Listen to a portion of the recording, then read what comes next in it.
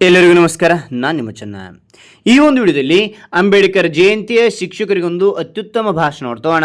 ಈ ಒಂದು ಭಾಷಣ ಅಂತಕ್ಕಂಥ ನಿಮಗೆ ಇಷ್ಟವಾಯ್ತಾ? ಇಷ್ಟವಾದರೆ ಒಂದು ಲೈಕ್ ಅನೇಕ ವಿಡಿಯೋದಲ್ಲೂ ಪ್ರೋತ್ಸಾಹ ತುಂಬ ಸಿಗುತ್ತೆ. ಇನ್ನೊಬ್ಬರು ಶೇರ್ ಮಾಡಿ ಸಾಧ್ಯ. ಇಂಥ ಅನೇಕ ವಿಡಿಯೋಗಳು ಚಾನಲ್ ಸಬ್ಸ್ಕ್ರೈಬ್ ಆಗಿ. ಹಾಗೆ ನಿಮಗೆ ಯಾವ ರೀತಿಯ ಭಾಷಣ, ಯಾವ ರೀತಿಯ ಪ್ರಬಂಧ ಬೇಕಂತೇಳಿ ಕಾಮೆಂಟ್ ಮಾಡಿ. ಆ ವಿಷಯಕ್ಕೆ ತಕ್ಕಂತೆ ನಾವು ವಿಡಿಯೋ ಮಾಡಲು ಪ್ರಯತ್ನ ಪಡ್ತೇನೆ ಅಂತ ಹೇಳ್ತಾ ಹರಿ ಒಂದು ಭಾಷಣವನ್ನು ನೋಡ್ತಾ ತಿಳಿತಾ ಕಲಿತಾ ಹೋಗೋಣ ಬನ್ನಿ.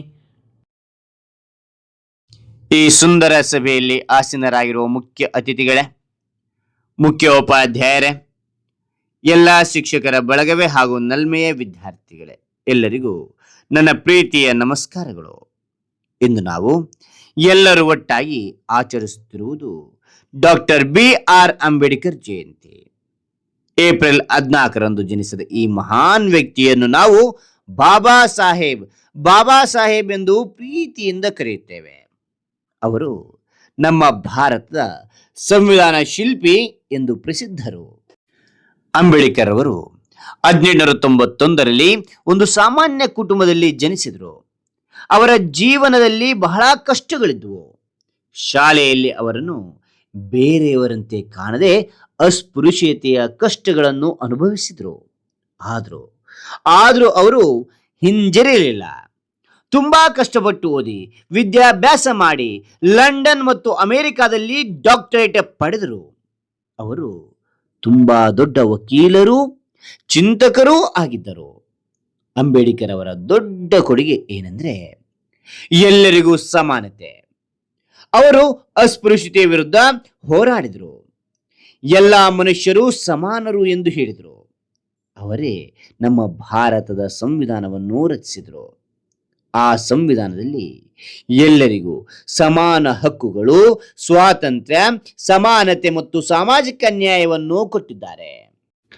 ಪ್ರಿಯ ಮಕ್ಕಳೇ, ಅಂಬೇಡ್ಕರ್ ಅವರು ನಮಗೆ ತುಂಬಾ ಮುಖ್ಯವಾದ ಸಂದೇಶಗಳನ್ನು ಕೊಟ್ಟಿದ್ದಾರೆ.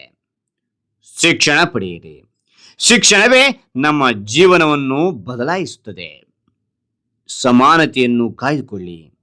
ಯಾರನ್ನು ಕೀಳಾಗಿ ನೋಡಬೇಡಿ. ಸಂವಿಧಾನವನ್ನು ಗೌರವಿಸಿ. ಅದು ನಮ್ಮ ಎಲ್ಲರ ಹಕ್ಕುಗಳನ್ನು ರಕ್ಷಿಸುತ್ತದೆ. ಅವರು ಹೇಳಿದಂತೆ, ನಾನು ಹುಟ್ಟಿದ್ದು ಹಿಂದೂ ಧರ್ಮದಲ್ಲಿ, ಆದರೆ ನಾನು ಹಿಂದೂ ಧರ್ಮದಲ್ಲಿ ಸಾಯುವುದಿಲ್ಲ ಎಂದು ಬೌದ್ಧ ಧರ್ಮಕ್ಕೆ ಮತಾಂತರ ಹೊಂದಿದರು.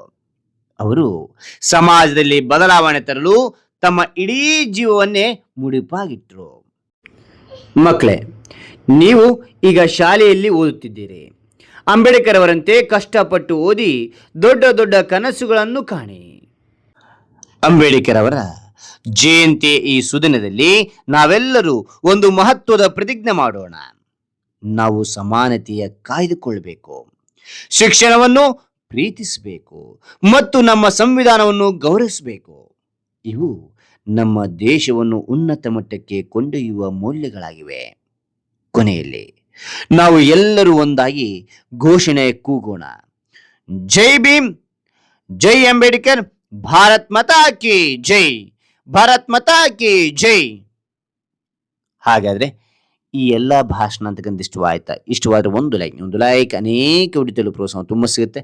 ಇನ್ನೊಬ್ರಿಗೂ ಶೇರ್ ಮಾಡಲು ಸಾಧ್ಯ. ಇಂಥ ಅನೇಕ ವಿಡಿಯೋಗಳು ಚಾನಲ್ ಸಬ್ಸ್ಕ್ರೈಬ್ ಆಗಿ.